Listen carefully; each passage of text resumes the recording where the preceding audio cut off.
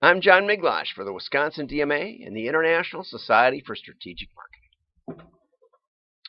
Well, off we go. Got a lot to talk about today. Let's see what we got first. The first thing I wanted to do, because I liked it, was I wanted to show you the Jared ad for the pandemic, which I thought was better than most.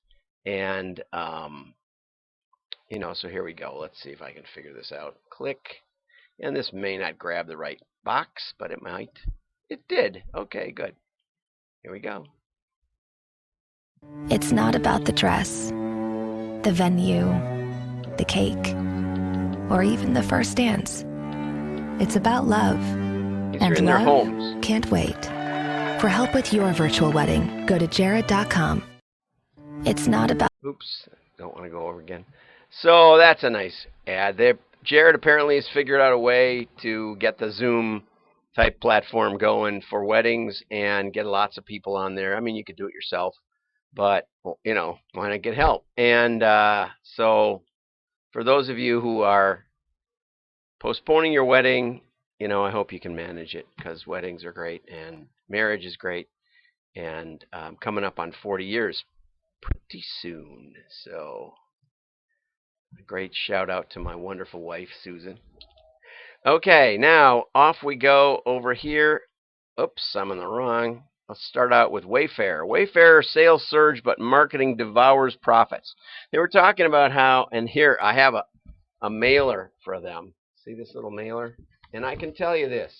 This is not an efficient use of mail. Okay? You think it is, postcard rate, it's a couple of panels, but not much real estate. You're not really selling on this thing. This is the office, Wayfair office. I can tell you that digital will suck up your entire ad budget and you won't know what's going on. Wayfair got into cataloging a little bit and then fired, or the guy quit, who was doing a lot of the work, and I think that was a mistake. It's almost always a mistake. It probably means your testing has diminished. So that's my tip, because they're spending, they say, $11 per customer. Now, if you spend that equally across customers, you're insane, right?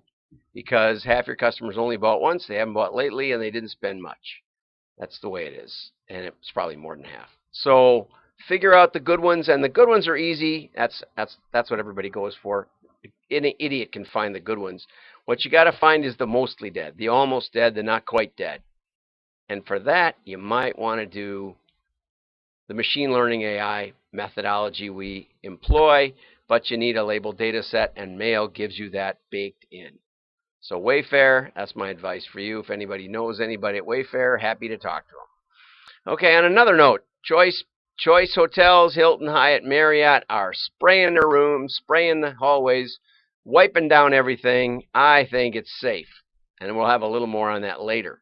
TikTok is sued over biometric privacy. Did you know that when you put up a TikTok video, they capture your face? In China, more likely they're capturing your kid's face. And it's part of your terms and conditions. It's also in your terms and conditions that they can access your Twitter followers and other groups that you are connected with, which makes sense if you want to post it on TikTok and then have it also post on Periscope or Twitter. But here's the catch. There's these mysterious things that happen. People say, Ben Askren had a post the other day where someone asked him, why did I have to follow you 3 times? Why do you keep unfollowing me? Ben said it wasn't me. And so, or whatever, or Ben didn't, block him or anything. And so I wrote a reply that Scott Adams says that these little apps that are fighting for market share in the world can unfollow individuals for you if they don't like you. Like Scott Adams is outspoken about China. And so China may not like Scott Adams. You may not like that people follow Scott Adams. If you have TikTok and you follow Scott Adams, it might unfollow Scott for you on your behalf, unknown to you. I'm not sure. He's not sure. But ever since he got rid of a bunch of these apps, it stopped. His brother only follows Scott on Twitter. And he says, I keep getting unfollowed. And they started checking the apps that he had. It's part of your terms and conditions. I know no one ever reads it, but it makes a lot of sense. And I kind of applaud TikTok for the whole thing. You know, they are locking us down. They're going to know who's who and what they follow and what they're interested in. Not that that information could ever get out. Not that anybody could ever use it to come to your house and say, you're not following the government rules. Anyway, you know, I'm not too high on Zoom either, because that loops through China. And I got a Zoom meeting in a couple days. I'm going to try and move it to some other platform. Anyway, here's an interesting article out of the UK. Big hole in the value chain. 1/3 of ad tech costs are unattributable. I like this word, unattributable. That means it doesn't mean that we just aren't or we misplaced them. It means they can't be tracked. And that is the advantage of the ad chain, the digital ad chain. The digital ad chain, you say, I want the best possible ad, and it's too complicated for me, so I'm going to hire a firm to study the responses to the clicks and the duration and the value of those people that come through different ad sources. And it's all going to happen right now. You know, and all the metrics say, oh, this is the way to go. And so then it turns out that some of your ads turn up on terrorist sites, as an example, just say. And you get complaints from customers who, I don't know what they're doing on the terrorist sites, but somehow they stumble upon it and say, I'm not sure if you want that your ad associated with this site. And so then you get another firm involved that's going to police that. And then you get another layer because there's ad networks that aggregate these ads and banners across a wide variety of sites, things like that. And there's layer upon layer upon layer of intermediation. And so what the industry says is, this is the first time anywhere in the world an attempt has been made to map a system which is not capable. Here's the kicker. A system which is not capable of being audited. Okay? Ad fraud's the #2 revenue source for organized crime. Just saying. And, you know, so Wayfair, maybe that's your problem. Maybe you're just doing too much digital. There's a big hole in the value chain. Every penny needs to be accounted for, and it ain't happening. Scott Adams posted an article today, he said he did, that most advertising just doesn't do anything. Period. Stop it, and nothing happens. That's a key. That's a key, and we test direct mail over and over and over compared to the rest of your advertising, and we always find a 300% ROI on direct mail. Always. Never doesn't happen. And depending on how you do your attribution, sometimes 900%. So if you spend $1, your customers will generate $9 more profit.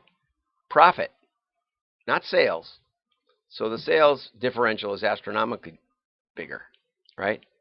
It's probably 5 times that at least. Okay, so we're talking about a 5,000%. I don't know, I get mixed up when you get these big percents. Okay, programmatic advertising is complex.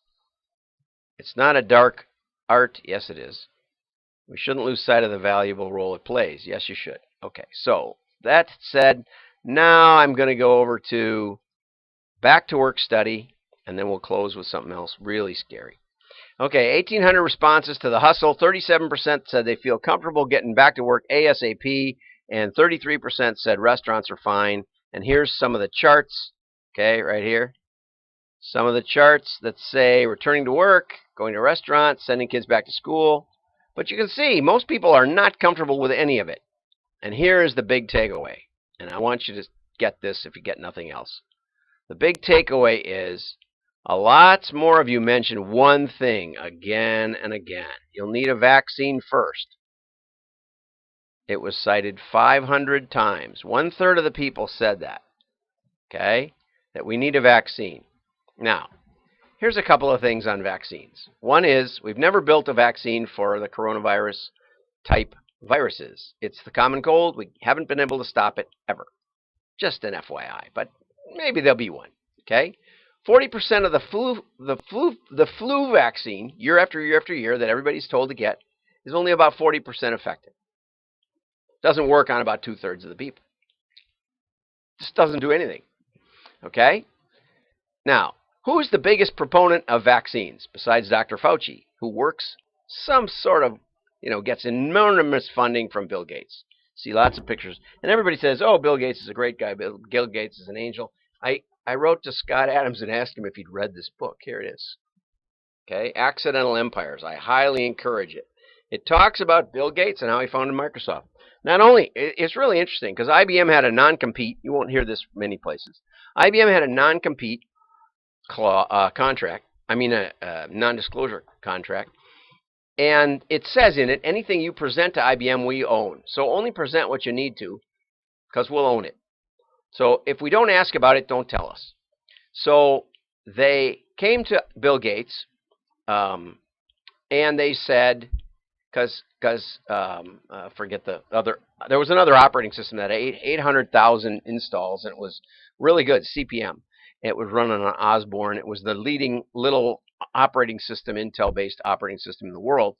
But the guy who invented it was out flying in his biplane. He never dreamed he'd make this much money in life, and ignored IBM, and they got mad. So they went up to Bill Gates. They said, "We heard you know something about PCs or something about Intel-based processors."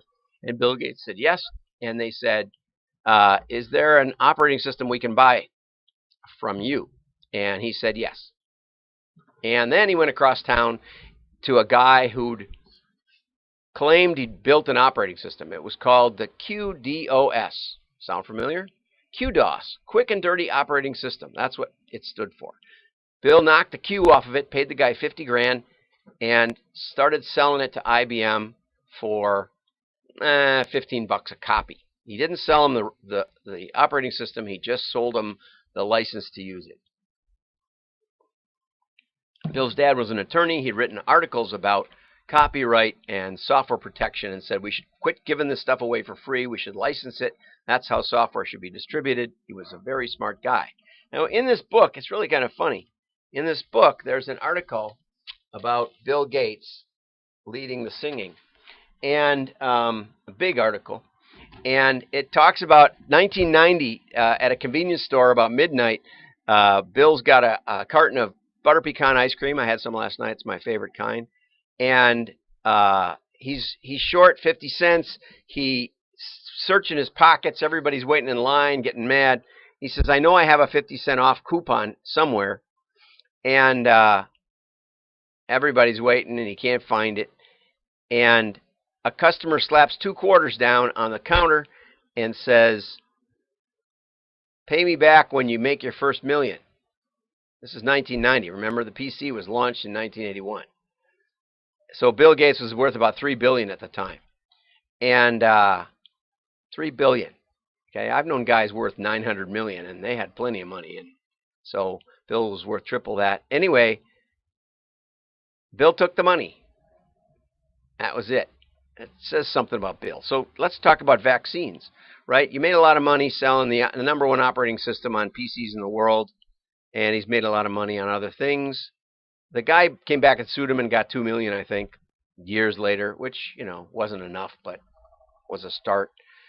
Bill made a career of doing demos to scare his competitors out of trying to release their version of whatever it was he was claiming he could do. Right? Okay? Bill would get up and do a demo. The news would cover it. And later, the news would come out years later that if he made one error in the clicking, he'd click from here and he'd click from there, and he'd say, oh, wait, look at this. And then he'd go click something else. And he was really good at making it look live and impromptu, and it was all rehearsed. And if he made one click error, it would have brought up an error. It would have frozen the demo. It was all fake. It's totally fake. There were competitors who had products that were ready to launch that actually did what they claimed. But Bill would get up and do these demos, and the competitors would go, well, there's no sense in coming out with this because Microsoft's going to come out with it any minute. It's legal. I'm not, faulting him. All of it's legal. All of it's, smart and legal. And if you wait for a virus vaccine, he's going to be the richest of the richest of the richest, because that's where he's headed. And that's okay, It won't work, just like Windows. I got in here today, the sound didn't work. Had to power down. I power down about every other day. Don't know why. No viruses, no nothing. It's just Windows. It may be Microsoft telling me it's time to upgrade from Windows 7. That's the kind of stuff these guys do. It's not illegal. It's their software. They have a license. Oh, one more article, just to show you. I ran across this yesterday. Early treatment, COVID-19 patients, hydrochloroquine and azithromycin, a retrospective analysis. 1,061 cases. Okay, this goes way over my head. Okay, way over my head. But I did read it, and it talks about age ranges. It talks about all kinds of treatment. It talks about outcomes. It talks about other studies. It says on the front of it, it's a 50-minute read. Okay, that's if you understand it, which I don't. But one thing I do understand, okay, 973 patients within 973 patients within 10 days, 91.7% cure rate. Good clinical outcome. That's called a good clinical outcome. When there's that good an outcome, you keep doing it. Okay, the countries that are doing it have very low death rate.